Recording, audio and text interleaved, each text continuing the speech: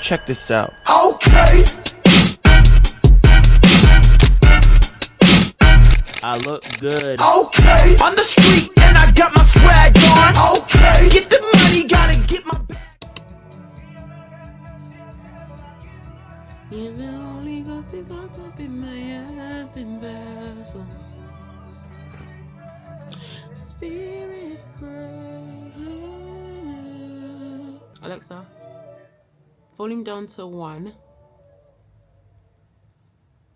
Hey guys, so I just got back home from church and it was great. I needed to be there. I really needed to be there. I feel like if you're ever in that space where you're considering whether or not to go, and like you're just tugging, you're just going back and forth with yourself, like, should I go, should I not go? Oh, this bed is real nice, real comfy right now. Oh, I'm just super tired, like just a couple more minutes. Even if I'm like late, it's fine, please get up. The tiredness only lasts for a while. By the time you get into that shower, that cold water hits your skin and you are out the door, you will be thanking Jesus that you stayed. Because really and truly, what's the alternative? That's the thing that's always frustrated me with moments where I've skipped going to church because I was tired, or, well, there's a deeper root there in the tiredness, because tiredness has never really stopped us from doing anything, has it? Anyway, the other day I was speaking on just the frustrations of like getting yourself put together and ready and all this stuff.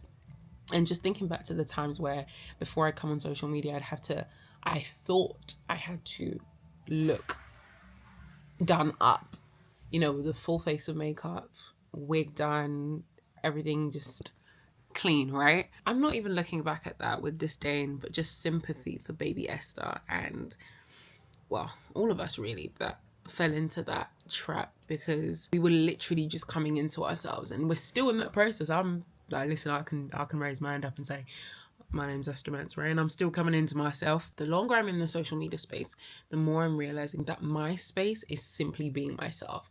Other people's space might be giving advice on finance, giving advice on beauty, giving advice on property, sharing their experiences with that stuff, bringing you in on that. My space, I'm realizing, is simply being myself. There's no strategy for it. There's no blueprint. I'm just being myself. And that's all I can do. In this remit of my life, being myself looks like 97% of the time, 95% of the time, I am without a full face of makeup.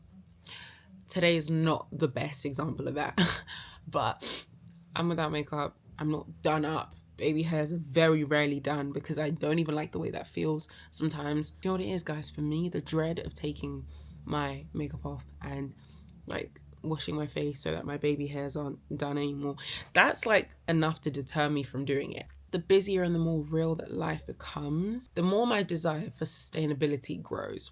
I need things that are going to work in the long run, because this social media space is already hard enough as it is to show up every day, all the time. Maybe not every day, but all the time, consistently, intentionally, balancing the reality of being myself, right?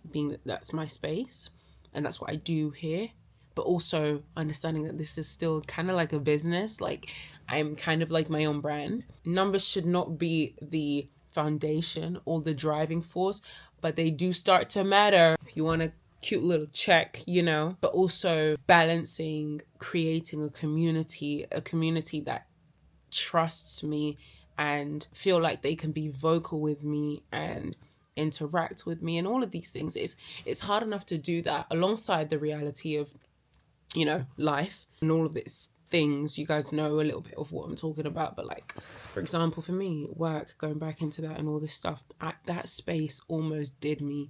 That's why, have you noticed that, like, from February I didn't post for like a whole 4 months? I only came back in June. Yeah, you wonder why that is? It's because life, it got real. The easiest thing to cut off in that moment was social media. Easily. Like, that was the easiest loose end to cut off. What's the thing that's weighing the most or weighing a lot that I can take away or I can get rid of without real repercussions that won't necessarily affect me? Social media was one of the top on my list to let go of. So I did. and it was the easiest, but it was easy as well, or rather it was hard to keep it and hard to maintain it because I don't know that I'd fully put in place things that helped this already difficult process be a little bit more sustainable and a little bit more long lasting. If I'm going to do this, I have to be able to show up with less obstacles, if that makes sense. Less obstacles in the way. Consistency is always going to be a thing that has to be thought about. Intentionality, quality. At the end of the day, anything that has my name on it, and as a result of that, the name of God on it, has to be done to a level of excellence. I don't want to just put out anything, right? Time is always going to have to be put into this and sacrificed. But what doesn't have to be done is my makeup all the time. What doesn't have to be done is my hair all the time. Like, of course, I'm going to keep my hair done by the grace of God. But you know what? There are times where I won't be able to. Like, for example, prior to getting this hairstyle, I had a whole situation where my hair appointment was cancelled. So I literally didn't have my hair done for a whole week and a bit. I literally stayed in my bonnet.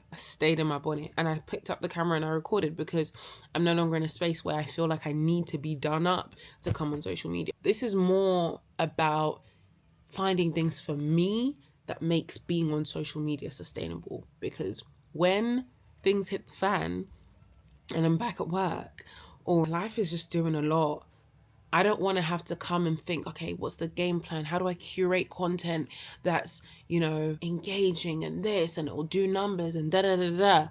I could literally just come on here, and if the Lord has permitted me to, just talk on what it is I'm going through. That's my thing. That's what's sustainable for me, because life is always going to be happening. It's just always going to be happening. So I'm actually grateful that my space on this platform is showing up as me. It's just being me, because I can do that. I can promise you I could do that.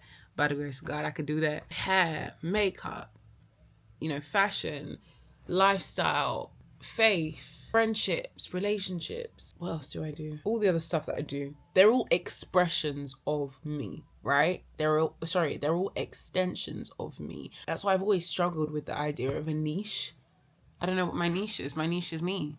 I don't know what my niche is because I'm not one thing. I don't do one thing. But yeah, oh gosh. Social media is hard. Like, it can be hard, and I just want one less thing to worry about. I don't want to have to think of all of this other stuff. I just want to be able to be. Also, I made a video on TikTok. I was somewhere in Central. I put my phone down on the light, what's that thing? The traffic light thingy where you press the button and the crossing. There we go. I put my phone on top of that and I was about to do a little dance. A random woman whom I don't know, she walked past and she walked like directly up to the traffic light. So as a result, directly up to my phone. She glanced by it, but when you glance or you look at something but you don't perceive it. Like, I could look at, okay, maybe not, this is not a good example. I could be looking in the direction of something, like directly at it, but I'm not actually perceiving it. I'm not taking it in because it's not my focal point, right? So she did that and then she pressed the button and she was just waiting. And I walked up to my phone really quickly and I grabbed my phone in kind of like an awkward, and off camera, you can't really see it in the video, but I was laughing and she was laughing. And we had a cheeky little, not a whole conversation, but just that awkward exchange where you and the stranger look at each other and you laugh and you're like, oh, like I was on camera. Oh, you were in my shot. Oh, ha, that kind of thing. But yeah, so I posted it and I thought nothing of it. My caption was actually something along the lines of like, I love interactions like this with strangers. Like, they're just always the funniest and the most like wholesome type thing. Posted it, went to bed, didn't think anything of it. I woke up the next day, it's done numbers. And I'm like, oh, because see, stuff like that frustrates me, because it's like when I'm here pouring my everything into like my YouTube intros, for example, and I'm posting that and I'm like, oh, go to my YouTube channel, like 2 views, not 2, but like 2 views. When I do something silly and it wasn't even me doing anything silly, like it was just such a, that's the type of thing you would delete off your phone, because it's like, oh, that wasn't what I wanted. Typically, you might not even save it into your drafts, but I just so happened to save it. And then I post that and it blows up and it does numbers. Dumb. I hate when stuff like that happens, but also I love it because it's like, That has happened to me a lot of times, and it's just humbled me every time. It's reminded me, yeah, this thing is not your own. God is in control of the algorithm, not you. There's nothing you can do. No, there's no amount of hashtags you can put together that will cause your thing to be seen. If God wants something seen, he will make it seen. So anywho, my frustration with that is when I woke up and I really looked through I started looking through the comments, I was really disgusted.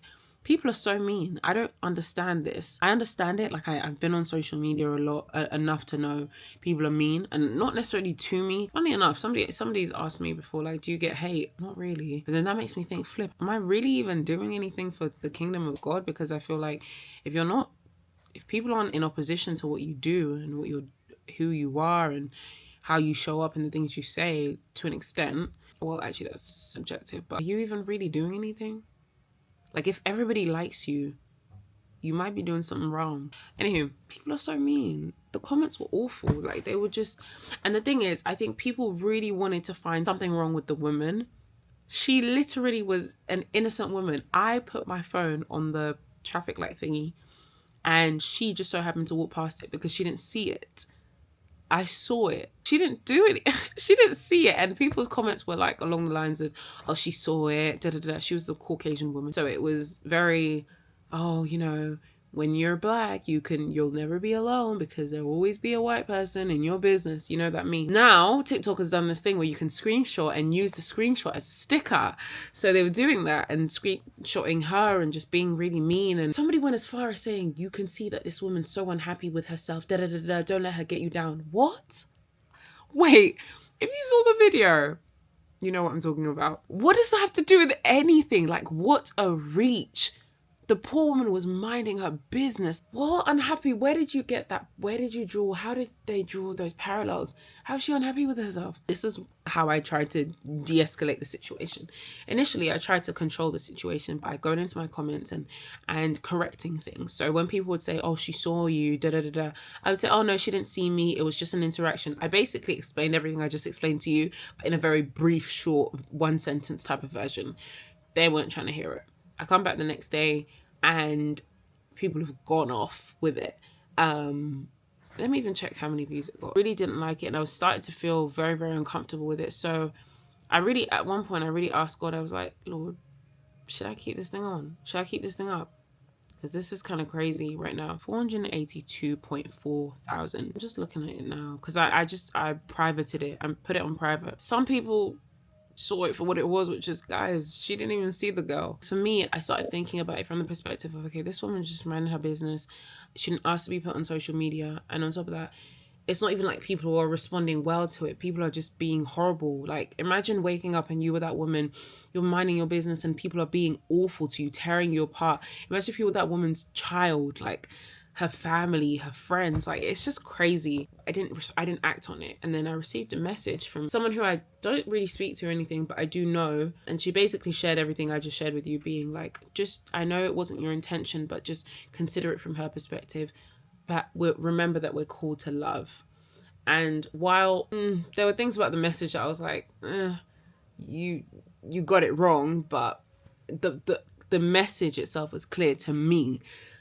I needed to take it down. I didn't feel comfortable having it up, so I took it down. I'm glad I took it down because it was just crazy. Like, why are people so mean? Why are people so... that was so unnecessary. Like, even my caption was so clear and so indicative of the type of video and where my heart was towards that video and that experience. I just think people really want to find something to talk about. But anyways, I need to go and help my mum. Bye.